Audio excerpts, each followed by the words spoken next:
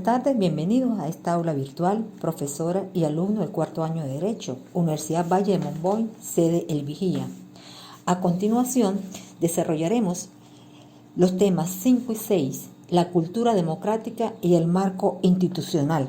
El mismo será a través de mapas conceptuales.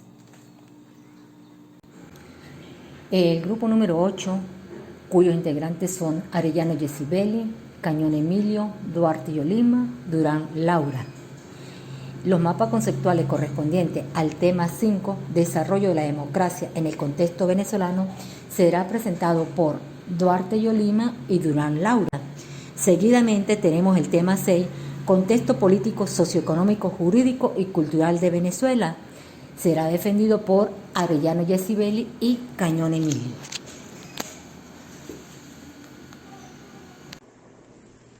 Desarrollo de la democracia en el contexto venezolano. La democracia tuvo su origen en la Grecia antigua, especialmente en la polis de Atenas, entre los siglos 7 y 4 a.C. El órgano máximo del gobierno de la polis era la asamblea, integrada por todos los ciudadanos libres.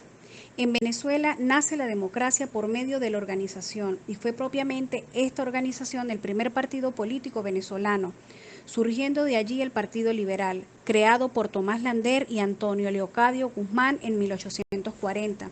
Surge como una respuesta al gobernante Partido Conservador, y ambos se disputarían el poder a lo largo del siglo XIX. El primer presidente fue Cristóbal Mendoza. Él asumió el cargo el 5 de marzo de 1811 por decisión del Congreso Nacional y oficializado el 5 de julio de 1811 con la declaración de la independencia de la corona española. El 23 de enero de 1958, el pueblo de Venezuela, en unión cívico-militar, se levantó contra el gobierno dictatorial de Marcos Pérez Jiménez con la bandera de recuperar su libertad y la democracia en el país. Los órdenes constitucionales de 1961 y la nueva Constitución de 1999 constituyen las bases jurídicas fundamentales de todo el proceso democrático vivido desde 1958 hasta el presente. La actual Constitución de Venezuela, aprobada en referéndum constitucional el 15 de diciembre de 1999, establece que la República Bolivariana de Venezuela se constituye en un Estado democrático y social de derecho y de justicia, que propugna como valores superiores de su ordenamiento jurídico y de su actuación la vida, la libertad, la justicia, la igualdad, la solidaridad, la democracia, la responsabilidad social y, en general, la preeminencia de los derechos humanos, la ética y el pluralismo político, según el artículo 2 de nuestra Carta Magna. En teoría, engloba a una forma de convivencia social en la que los miembros son libres e iguales y sus relaciones sociales establecidas conforme a mecanismos contractuales, lo que en un sentido estricto significa una forma de gobierno o de organización estatal donde las decisiones colectivas son adoptadas por el pueblo. Buenas tardes, Laura Durán. Continuemos con el tema desarrollo de la democracia en el contexto venezolano. Hablemos del desarrollo de la democracia en el contexto venezolano, pero en primer lugar definamos qué es la democracia. Es considerada una forma de gobierno justa y conveniente para vivir en armonía, que es caracterizada por la participación de la ciudadanía, y esta ciudadanía es el factor que hace posible se materialicen los cambios, haciendo necesario que entre gobierno y ciudadanos se establezcan diálogos para alcanzar los objetivos comunes. La democracia es una forma de organización del Estado en la cual las decisiones colectivas son adoptadas por el pueblo mediante mecanismos de participación directa o indirecta que confieren legitimidad a sus representantes. Está basada en el voto, ejerciendo de este modo el control y el deber comunitario. En ocasiones, los sistemas demócratas se ven desmejorados en el punto donde las bases que se han establecido para garantizarlo ejercen coacción y coerción sobre ellos, especialmente cuando se realiza la elección de un jefe populista que, una vez en el poder, altera los controles del gobierno para forzar una rutina absolutista. Por otro lado, a partir de 1958 se estableció un régimen político que ha durado hasta nuestros días.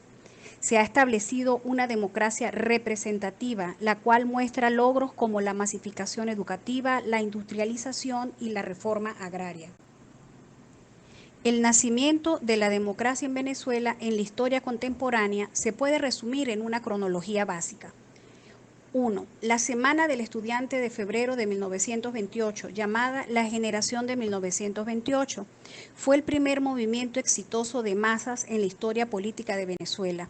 De este grupo surgieron los líderes que empezaron a organizar las nuevas agrupaciones políticas que constituían el futuro e instrumentos de lucha política contra el gobierno de Gómez. En segundo lugar, el 14 de febrero de 1936, la manifestación encabezada por el rector de la Universidad Francisco Antonio Rísquez fue considerada entonces como la manifestación cívica más importante jamás efectuada en nuestro país.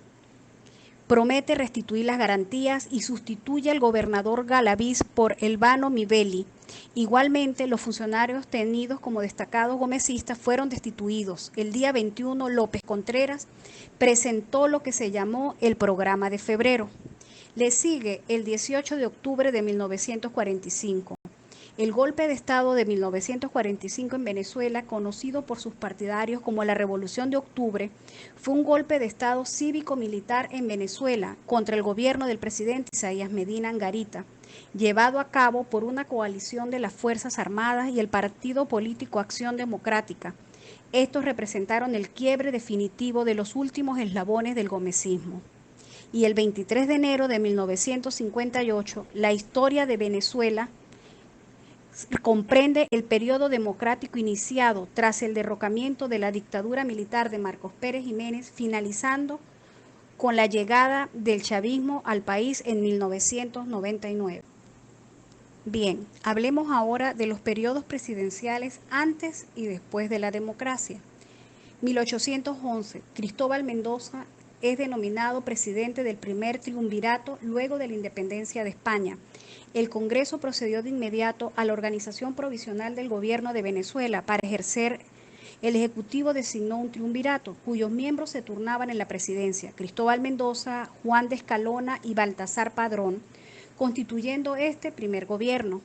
1812, su presidente Francisco Espejo es el segundo del triunvirato. Fernando Rodríguez del Toro y Francisco Javier Ustariz lo acompañan. 1812, Francisco de Miranda, dictador plenipotenciario y jefe supremo de los estados de Venezuela, la flamante Nueva República, dispuso a Miranda al frente de las fuerzas rebeldes y le otorgó plenos poderes para detener el contraataque español del 23 de abril de 1812. Sin medios para organizar un ejército eficaz, Miranda tomó la razonable decisión de rendirse tras la caída de Puerto Cabello. 1813. Simón Bolívar fue el presidente de la Segunda República de Venezuela tras el rendimiento de Francisco de Miranda. También fue designado presidente de Gran Colombia por el Congreso de Angostura en 1819 y ratificado en Cúcuta en 1821. Inicio de la República. El periodo durante la Guerra de la Federación, Julián Castro, Pedro Gual, Juan Crisóstomo Falcón y el regreso de José Antonio Páez. El 17 de junio de 1863, Falcón es designado presidente provisional de la República por la Asamblea Constituyente de la Victoria. El 18 de agosto de ese mismo año, firma el llamado Decreto de Garantías, orientado a establecer los derechos del ciudadano, acabar con los odios políticos y afianzar la paz en el país. Le sigue el guzmancismo. Se llama de manera convencional a los años transcurridos entre 1870 y 1888, durante los cuales el general Antonio Guzmán Blanco estuvo al frente de la conducción del país. Guzmán no ejerció la presidencia ininterrumpidamente. El primer periodo de la vida republicana, con José Antonio Páez, Andrés Navarte, José María Vargas, Carlos Sublet y los Monagas, José Tadeo y José Gregorio. Este periodo comprende desde 1830 a 1858.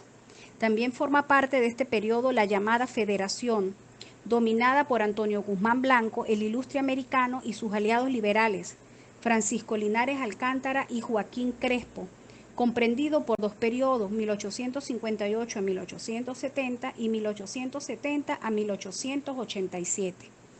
En estas casi 2 décadas se realizaron importantes obras públicas. Se dio un impulso decisivo a la vida cultural venezolana, se organizó la hacienda pública, se sancionaron nuevos códigos, se unificó la moneda nacional y se logró un ambiente de relativa estabilidad. Todo ello contribuyó a la modernización del país. Sin embargo, también fueron signos de estos años un férreo e implacable sometimiento de las disensiones, la práctica personalista y abusiva del poder y una egolatría desbordada por parte del presidente Guzmán. Continuamos con el auge del caudillismo andino. El caudillismo venezolano fue una manera de organizar la sociedad y de restablecer la estructura de poder durante el siglo XIX. Al no poder centralizar esa estructura de poder, los caudillos fueron los que mantuvieron cierto orden de convivencia dentro de una sociedad dispersa y disgregada. Este periodo comprende desde 1887 hasta 1935.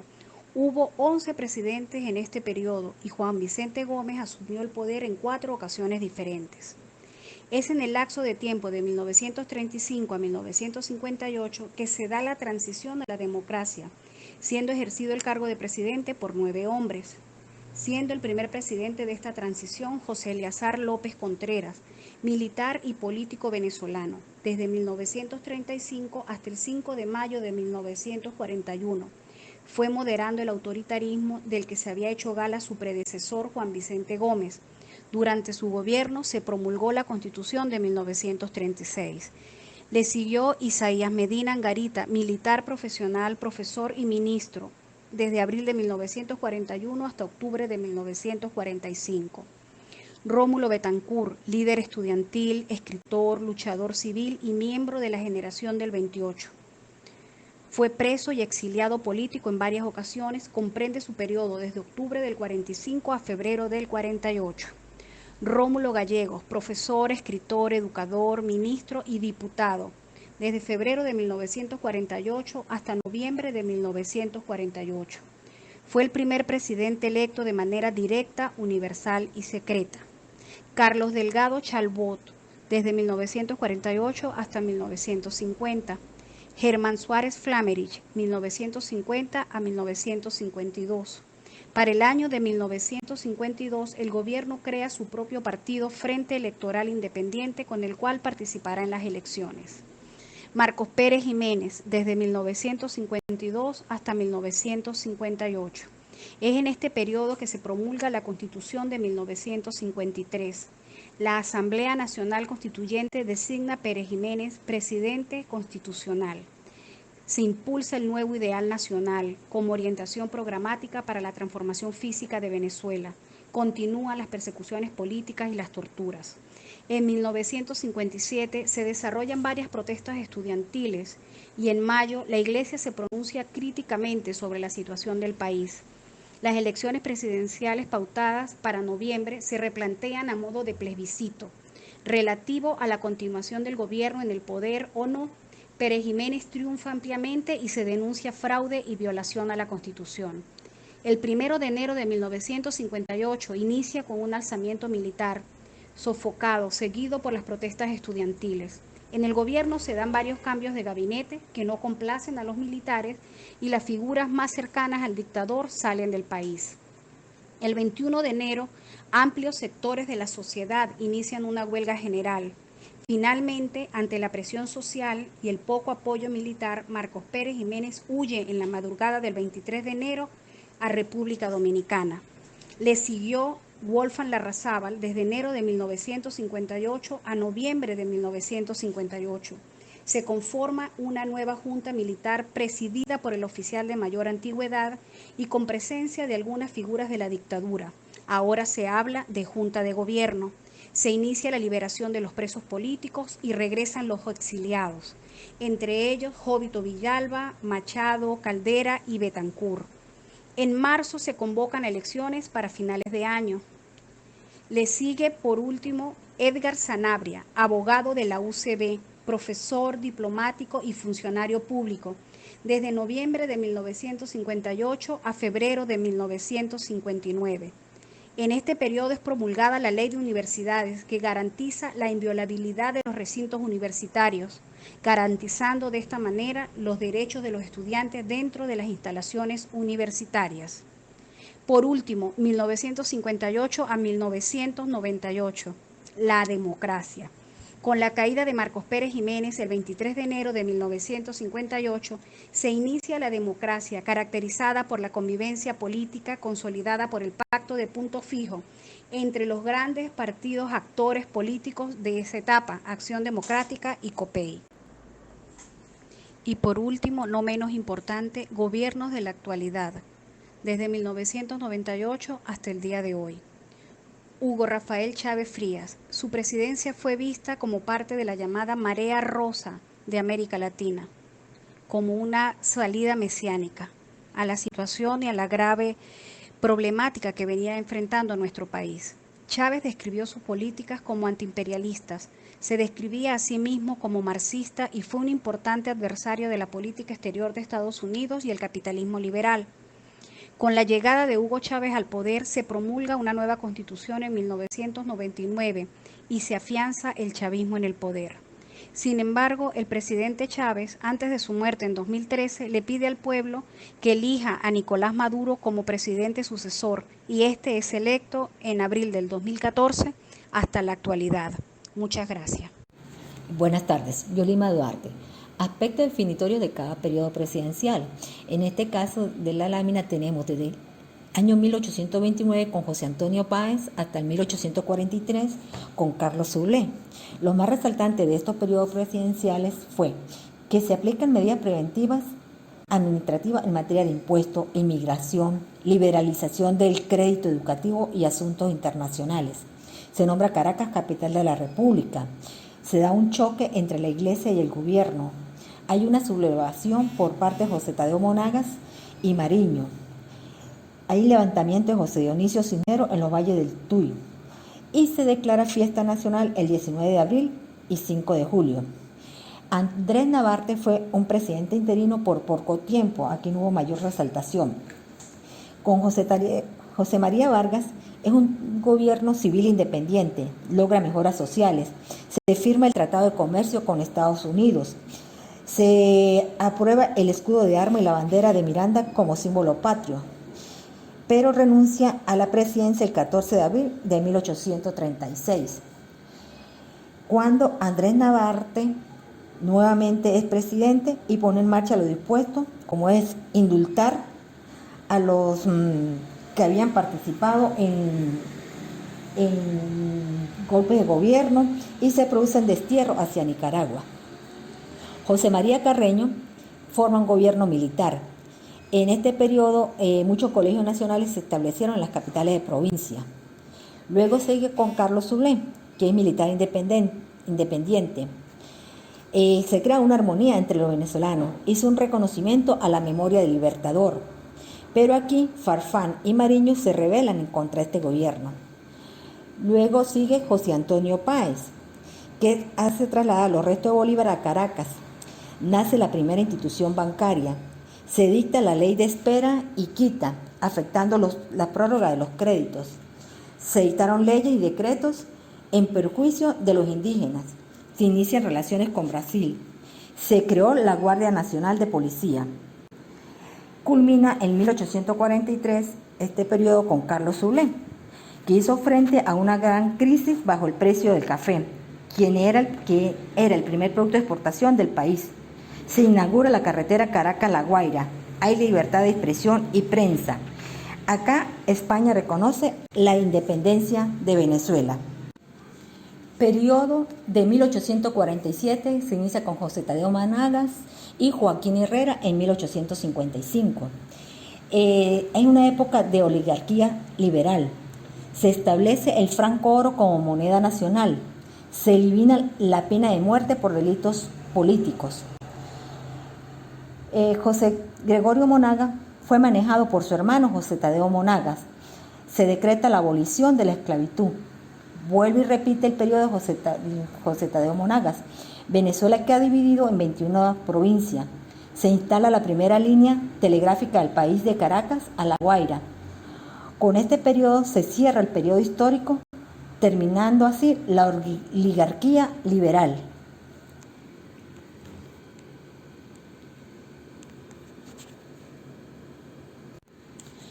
Seguimos con el periodo de 1858 a 1888. Se conoce como la Guerra Federal. Resalta que el general Antonio Guzmán Blanco busca derrocar a Monagas. Se promulga la Carta Magna. Venezuela recurre a préstamos internacionales. Aumenta su deuda externa y nace el sufragio masculino.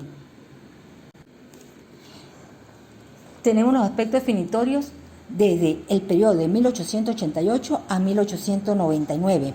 Inicia con Juan Pablo Rojas y culmina con Ignacio Andrade. Se producen embargo de bienes de funcionarios. Ignacio Andrade es derrocado por Cipriano Castro y Juan Vicente Gómez. Se observa un ambiente de fraude electoral. Aquí nace la revolución electoral y, encontrándose Castro en el extranjero, Juan Vicente Gómez asume el poder.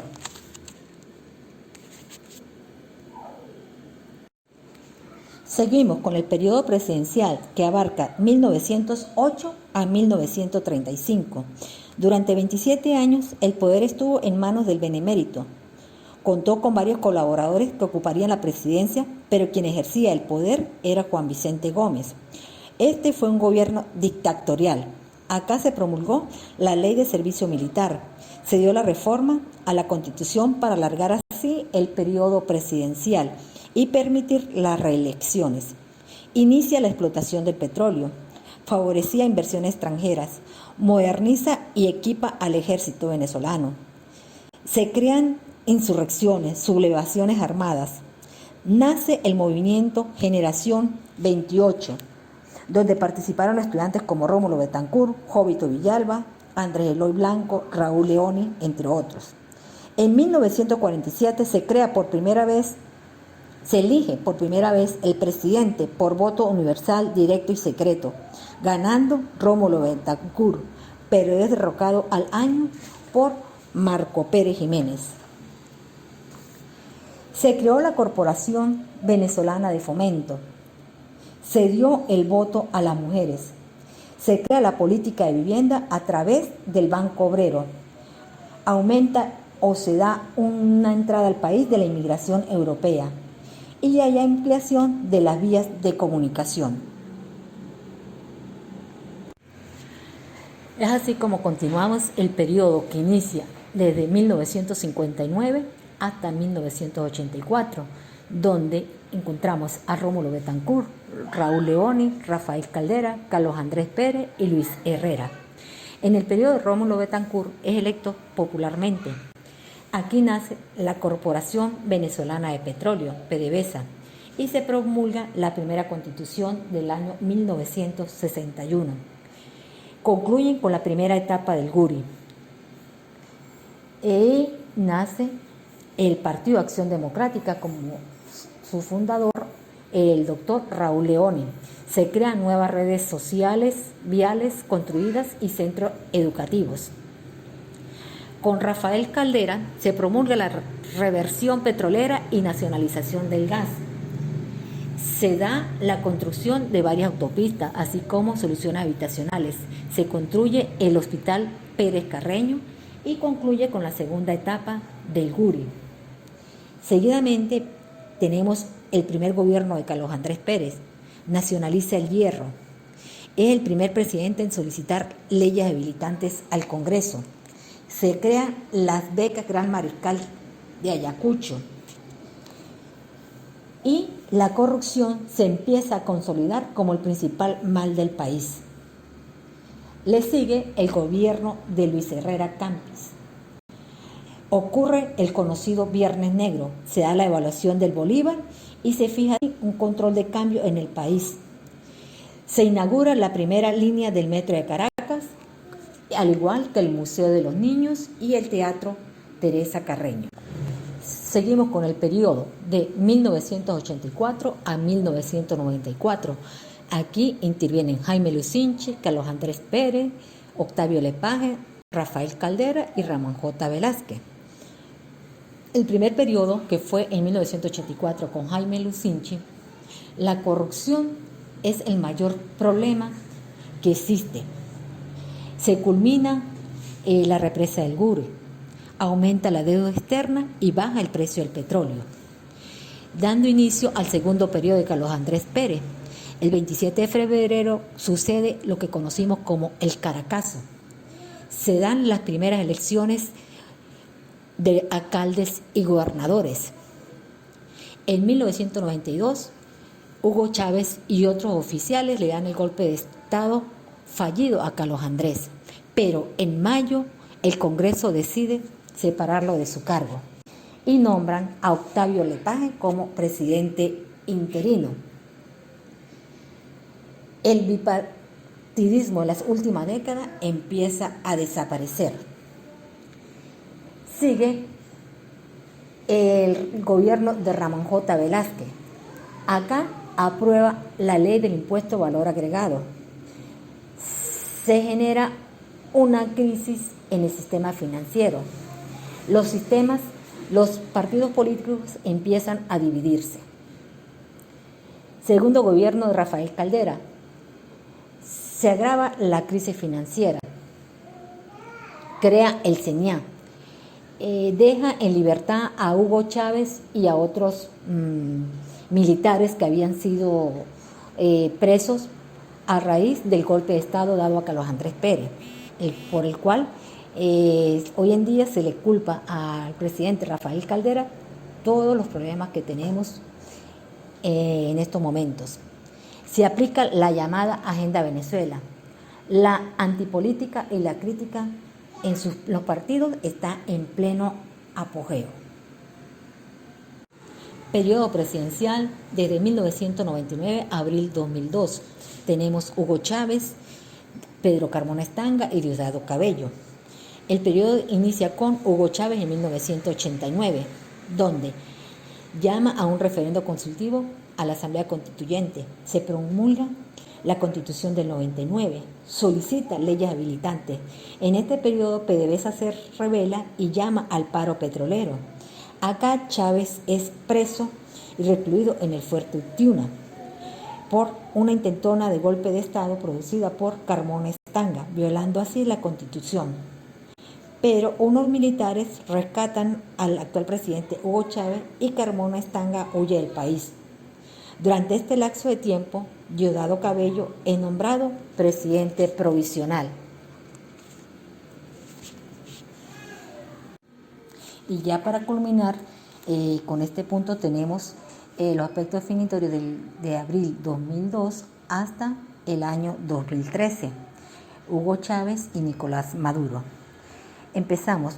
En el 2002, la OEA instala el diálogo entre gobierno y oposición. En diciembre del 2002 ocurre el paro petrolero.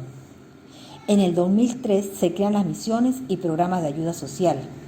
En el 2004 triunfa el referendo activado por la oposición, el cual gana el gobierno y la oposición denuncia fraude. Aquí el oficialismo ocupa la mayoría de los cargos en la Asamblea Nacional. Se intensifican las expropiaciones de tierras e de empresas. La inflación del país se constituye como un problema y aumentan los índices de criminalidad.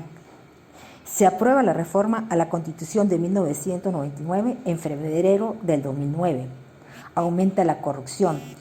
Se crean las nuevas universidades públicas, destacando entre ellas la Universidad Bolivariana de Venezuela. Se da la creación de la Policía Nacional Bolivariana. En marzo del 2013, Hugo Chávez muere y Nicolás Maduro es nombrado presidente provisional, ratificado por el Tribunal Supremo de Justicia. En 2013 es electo presidente. Nicolás Maduro presenta el Plan de la Patria. Se desatan protestas pacíficas en diferentes estados del país, lideradas por estudiantes y jóvenes. En 2018 se produce la reconversión monetaria, dándose una devaluación más al bolívar. Se da la eliminación de 5 ceros. Se da inicio a la inmigración de los venezolanos debido a la crisis humanitaria, social y económica que enfrenta el país actualmente. Aumento de la pobreza y la inseguridad. La inflación pasa a ser hiperinflación Y actualmente, ahorita, 30 de septiembre, se da nuevamente otra reconversión monetaria, produciendo así una devaluación más a nuestro bolívar con la eliminación de 6 ceros. Con esto doy por culminado la defensa de mis mapas conceptuales, seguidamente dando paso al tema número 6. Continuamos con la exposición, es el tema número 6, contexto político, socioeconómico y jurídico y cultural.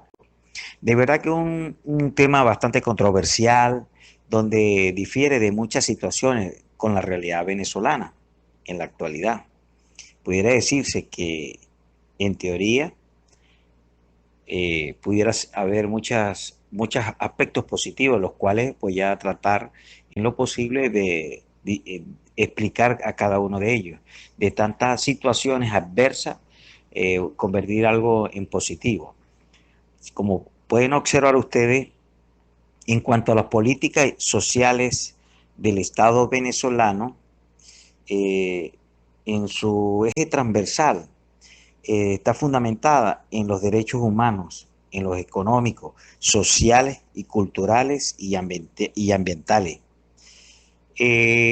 Esa es su política de manera general, fundamentado en unos valores culturales, el cual debe existir la tolerancia, la igualdad, el respeto.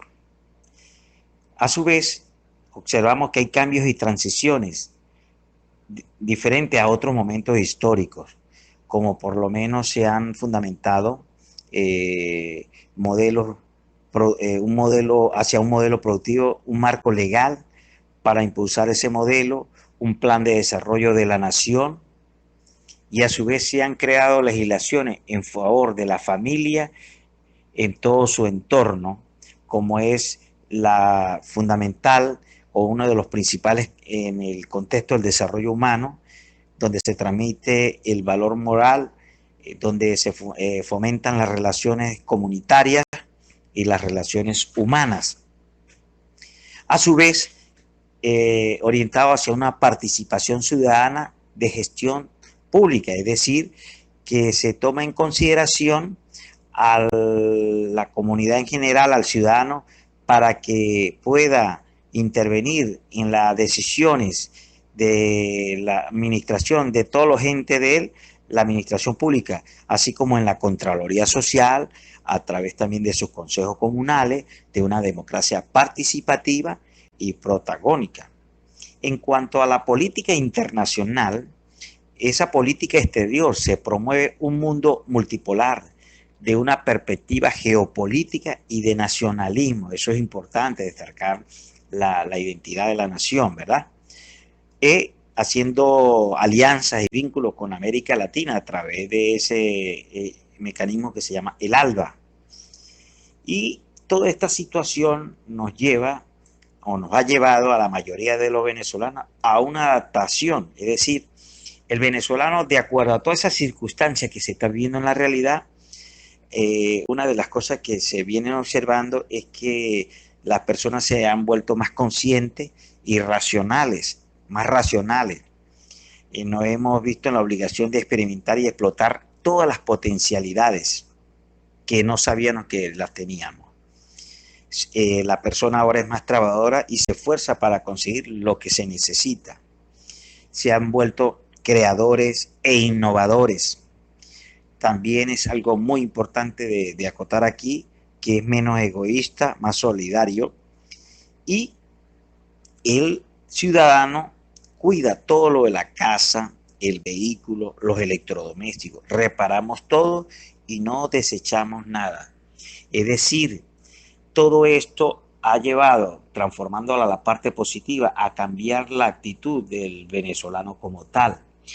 De mi parte, de verdad que en la Constitución de la República Bolivariana es excelente, en teoría, todo ese fundamento es muy bueno, pero en la práctica, llevándola a la realidad, deja mucho que decir de que esos aspectos se han tomado a cabal por las personas que de una u otra manera manejan la dirección de gobierno del país como tal. Entonces, como manera de reflexión, pues sí, deja en práctica, ¿qué opinarían ustedes? ¿Se llevará a cabo todo eso que estoy comentándole en la realidad?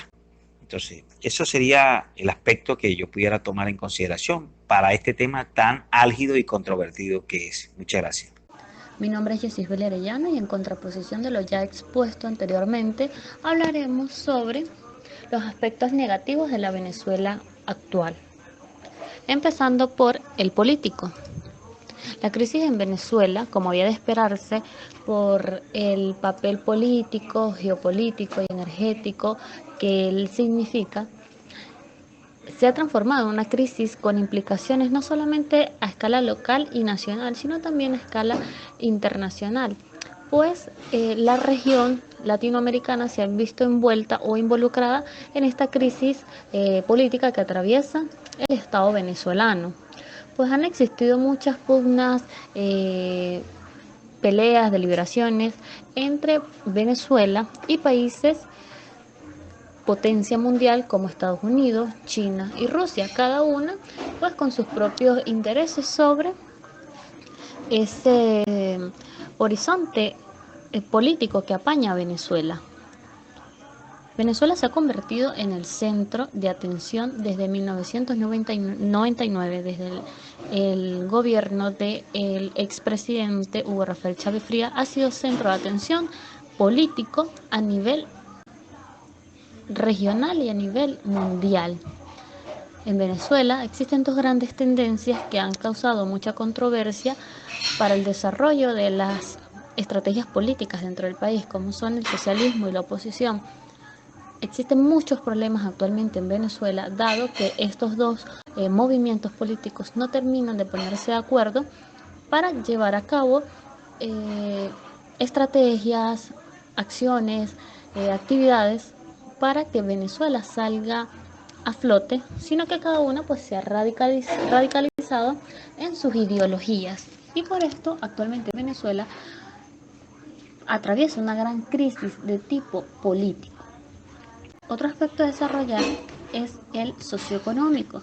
El deterioro de la situación en Venezuela ha devenido consigo una crisis multifacética que engloba los aspectos sociales, económicos y humanitarios. Actualmente Venezuela atraviesa una hiperinflación que se ve pronunciada en el desabastecimiento de alimentos, medicamentos y en sí ha afectado a la gran cantidad de sectores que hacen vida a nivel económico y social dentro de este país.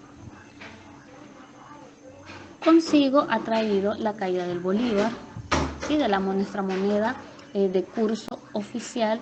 Cada vez, si la comparamos con las monedas extranjeras, el bolívar cada vez pierde valor y esto pues se traduce en más inflación, que es lo que se ve en el comercio venezolano y en cada uno de los hogares, porque pues estamos hablando de los aspectos socioeconómicos, entonces se ve pronunciado tanto en la actividad comercial como en el día a día de cada uno de los venezolanos, y esto ha traído como consecuencia una migración masiva de venezolanos que buscan un mejor porvenir en tierras extranjeras.